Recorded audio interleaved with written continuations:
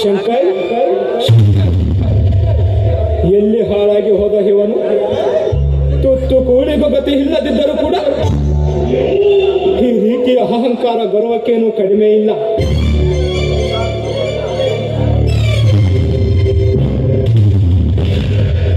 Sir, ನಮ್ಮಣ್ಣ ಈಗ ತಾನೇ ಹೊರಗಡೆ ಹೋಗಿ ಸ್ವಲ್ಪ ಕೆಲಸ ಇದ್ದು ಹೋಗಿದ್ದಾರೆ. ತಾವು ಯಾರೆಂದು ಗೊತ್ತಾಗಲಿಲ್ಲ. ನಾನು ಯಾರು?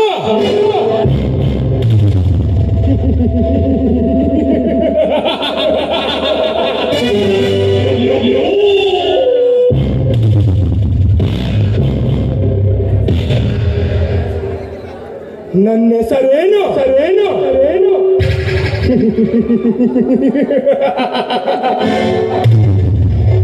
ಶಬಾಷ್ ಶಬಾಷ್. ನನ್ನ ಹೆಸರು ಕೇಳಿದರೆ ಸಾಕು, ಹಾ ಮುಕ್ಕಣ್ಣನೆ ಮುನಿಗೆದ್ದು ಬರುತ್ತಾನೆ.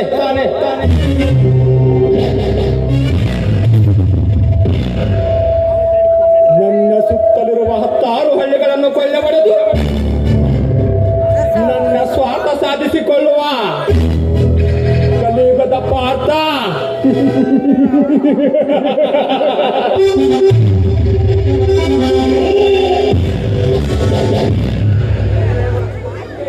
ಬೇರೆಯವರ ಸುಖ ದುಃಖಗಳನ್ನು ಲೆಕ್ಕಿಸದೆ ನನ್ನ ಸ್ವಂತ ಸುಖಕ್ಕಾಗಿ ಹೀನಾ ಕಾರ್ಯಗಳನ್ನು ಮಾಡಿ ಸುಖದ ಸುಪ್ಪತ್ತಿಗೆಯಲ್ಲಿ ಮೆರೆದಾಡುವ ಚಾಣಾಕ ರಣಧೀರ.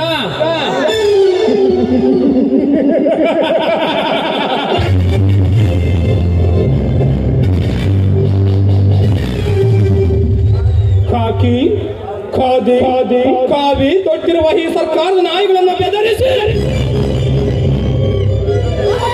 ನನ್ನ ಕಾರ್ಯ ಸಾಧಿಸಿಕೊಳ್ಳುವ ಅಂತರಾತ್ಮದ ಮಾಂತ್ರಿಕ.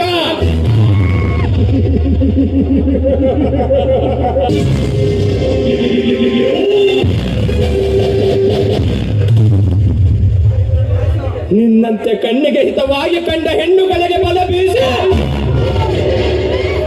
ಬಯಕೆ ತೀರಿಸಿಕೊಂಡು ಬೀದಿಗೆ ಸಿಗುವ ಮದನ ಕಾಮರಾಜ.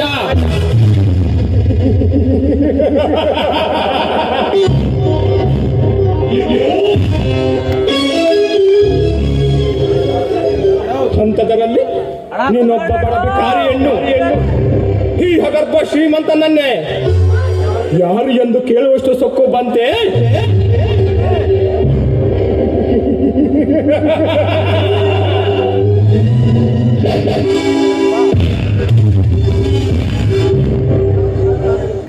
ಹತ್ತಾರು ಕಾರ್ಖಾನೆಗಳಿಗೆ ಮಾಲೀಕ, ಕೋಟ್ಯಾನುಗಟ್ಟಲೆ ಹಣದ ರಾಶಿಯ ಒಡೆಯ, ಸುತ್ತು 10 ಹಳ್ಳಿಗಳಲ್ಲಿ ನನ್ನ ಕಾನೂನು ನಡೆಸುವ ಜಮೀನ್ದಾರ್ ವರ್ಗ.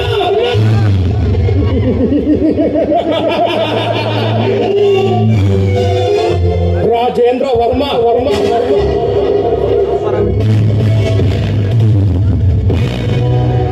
ಇಡೀ ವಿಶ್ವಕ್ಕೆ ಹಗರ್ಭ ಶ್ರೀಮಂತ ದೊರೆ ರಾಜ ಜಮೀನ್ದಾರ್ ರಾಜೇಂದ್ರ ವರ್ಮಾ.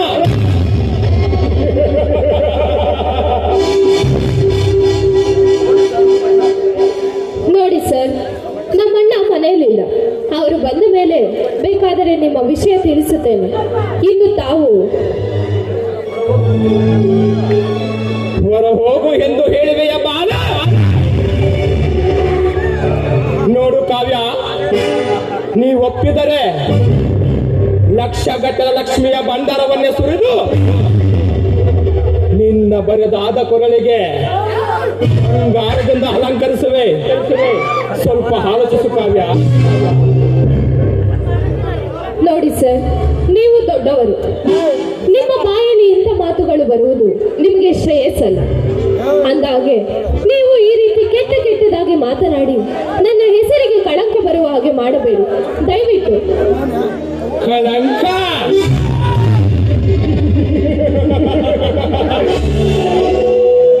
ಈ ಪ್ರಪಂಚದಲ್ಲಿ ಉಸಿರಾಡುವ ಪ್ರತಿಯೊಂದು ಜೀವಿಯ ಕಳಂಕ ಹೊತ್ತು ಬದುಕುತ್ತಿರುವಾಗ ನೀನೇಕೆ ಚಡಪಡಿಸುವ ಚಿನ್ನ? ಸೂರ್ಯ ಚಂದ್ರನಂತಿರುವ ಈ ಚೆಲ್ಲುವ ಮನೋಪ್ಪಿ ನಿನಗೆ ಹದ್ದಾಗಿನಿಯ ಪಟ್ಟಗಳು ಸಿದ್ಧನಾದಾಗ ತಿರಸ್ಕರಿಸುವುದು ಹೆಣ್ಣದೆನ್ನ ಧರ್ಮವಲ್ಲ. ಪ್ರಾಚೀನ ಒಂದೇ ಒಂದು ಬಾರಿ ಸಾವುಕಾರೆ ಹಲ್ಲು ಬಿಗಿಡಿದು ಮಾತನಾಡಿ. ನಾವು ಬಡವರೇ ಇರಬಹುದು, ಆದರೆ ಮಾನ ಮರ್ಯಾದೆಗೆ ಹಂಚಿ ಬದುಕುವವರು. ದಯವಿಟ್ಟು ನೀವು ಈ ರೀತಿ ಮಾತನಾಡಿ ನನ್ನನ್ನು ಕಾಡಬೇಡಿ. ಮಾನ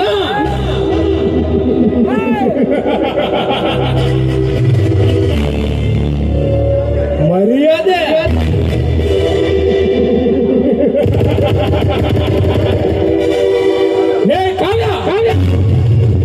ಮಾನ ಮರ್ಯಾದೆಗೆ ಹಂಜಿ ಈ ರಾಜೇಂದ್ರ ಹೊರಮನ ಬಾಹುಬಂಧದಲ್ಲಿ ಒಂದಾಗಲು ಹಿಂಜರಿದರೆ ಹಠ ಸಾಧಿಸಿ ನಿನ್ನ ಬಾಳಿನಲ್ಲಿ ಕಣ್ಣೀರಿನ ಕತೆ ಬರೆಯುವ ಕಲಾನಾಯಕ ನಾನಾಗಬೇಕಾಗುತ್ತದೆ. ನನ್ನ ಕಾಮದ ಕಾರಂಜಿ ನೀನಾಗಬೇಕು. ಈ ರಸಿಕ ರಾಜನಿಗೆ ರತಿಸಿಕೊಂಡಿರುವ ಅಪರಂಜಿ.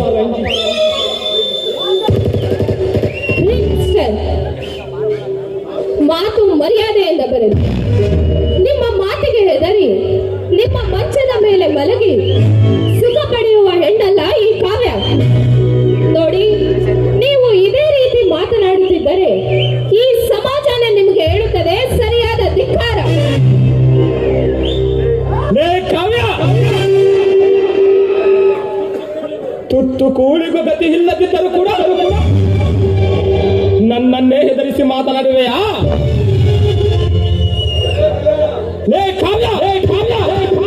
ನಿನ್ನನ್ನು ರಂಜಿಸಿ ರಮ್ಯಾರಸನದಿಂದ ರಮಿಸಬೇಕೆಂದು ರಂಪ ಮಾಡುತ್ತಿದೆ ನನ್ನ ಮನ. ಒಂದು ಸಲ ಈ ಮನ್ಮಥರಾಜ ಮನತಣಿಸು ಬಾ. ಕಾಮ ಪಿಶಾಚ, ನಿನ್ನ ಬಾಯಲ್ಲಿ ಬರೀ ಹೊಲಸು ತುಂಬಿದ ಮಾತುಗಳೇ ಹೊರಬರುತ್ತಿದೆ. ನೋಡು, ನೀನು ಇದೇ ರೀತಿ ಮಾತನಾಡುತ್ತಿದ್ದರೆ ಈ ಘನತೆಯ ಕಾಯಿಯಲ್ಲಿ ನಿನಗಿದೆ ಕಬ್ಬಾಳ ಮೋಕ್ಷ. ಕಪಾಳ ಮೋಕ್ಷ.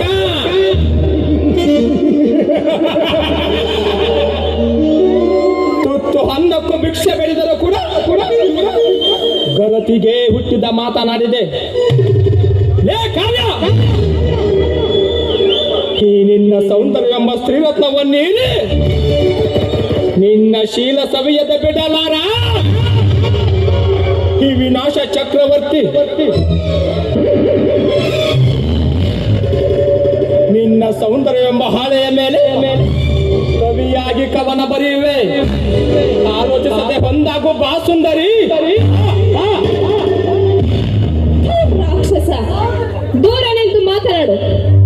ನೋಡು, ಇದೇ ರೀತಿ ಕೆಣಕದೆ ನನ್ನನ್ನು ಕೆಣಕಿದೆ ಎಂದರೆ ನಾನು ಹಾಕುವ ಶಾಪಕ್ಕೆ ಗುರಿಯಾಗಬೇಕಾಗುತ್ತದೆ.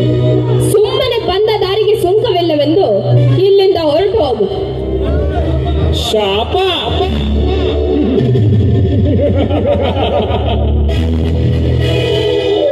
ಸೊಕ್ಕಿನ ಸೂಳೆ, ಶಾಪ ನೀಡುವ ನಿನ್ನಂತ ಗರತಿ ಹೆಣ್ಣುಗಳಿಗೆ ಅಭಿನೇತ ಈ ರಾಜೇಂದ್ರ ವರ್ಮ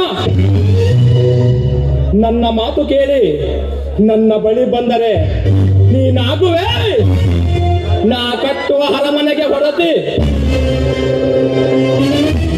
ಇಲ್ಲವಾದರೆ ನಿನಗೆ ಬರುತ್ತದೆ ಈ ರಾಜೇಂದ್ರ ವರ್ಮನಿಂದ ಪ್ರಾಣದ ಭೀತಿ. ನಿನ್ನಂತ ಗರತಿ ಹೆಣ್ಣುಗಳಿಗೆ ಬಲಾತ್ಕಾರವೇ